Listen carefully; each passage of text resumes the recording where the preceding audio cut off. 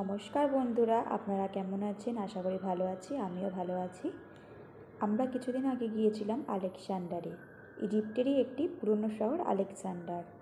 সেখানে গিয়ে খুবই মজা করলাম।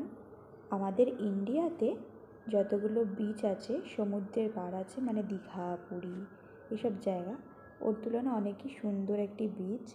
নীল জল, খুবই সুন্দর, বেশ ভালোই লাগলো।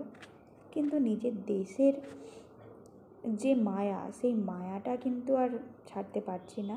যতই বিদেশে ঘুরতে যাই না কেন, দেশের প্রতি একটা ভালোবাসা চিরকাল সবারই থাকবে, আমারও আছে।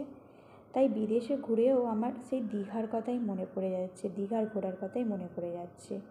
সেই ঘোরাটা ছাড়া যেন আমাদের অসম্পূর্ণ। আর এখানে খাওয়া দাওয়ার খুবই তো অসুবিধা।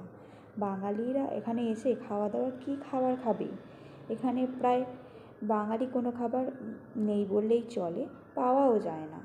এখানে এদের মতন খাবার এরা খায় হচ্ছে রুটি, এইসব খায়।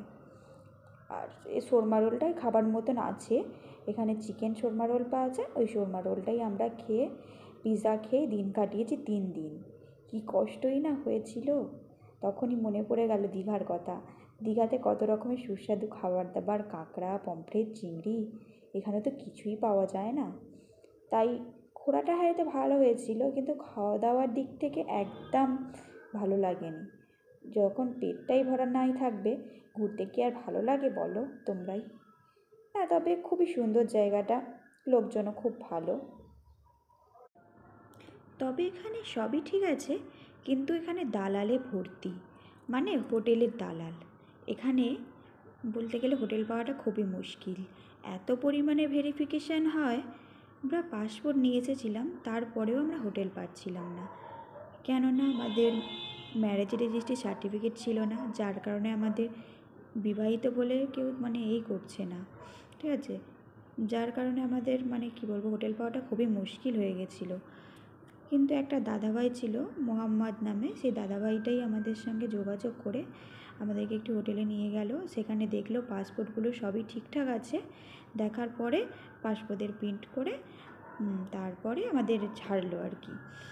তাই সবাইকে বলছি, যারা এখানে আসবে ভাবছো বা এসেছো, তারা অবশ্যই পাসপোর্টের একটা প্রিন্ট আউট নিয়ে আসবে, কালার প্রিন্ট আউট। নাহলে কিন্তু এইসব জায়গায় এলে পাসপোর্টটা ঝপ করে কারোর হাতে দিও না। কেন এখানে অনেকেরই স্ক্যাম হয়েছে। পাসপোর্ট দিয়েছো, কিন্তু পাসপোর্ট নিয়ে ওরা আর আসেনি ফিরে, ঠিক আছে? পাসপোর্টটা ওরা নিয়ে চলে গেছে। এরকম অনেকের সাথেই হয়েছে স্ক্যাম।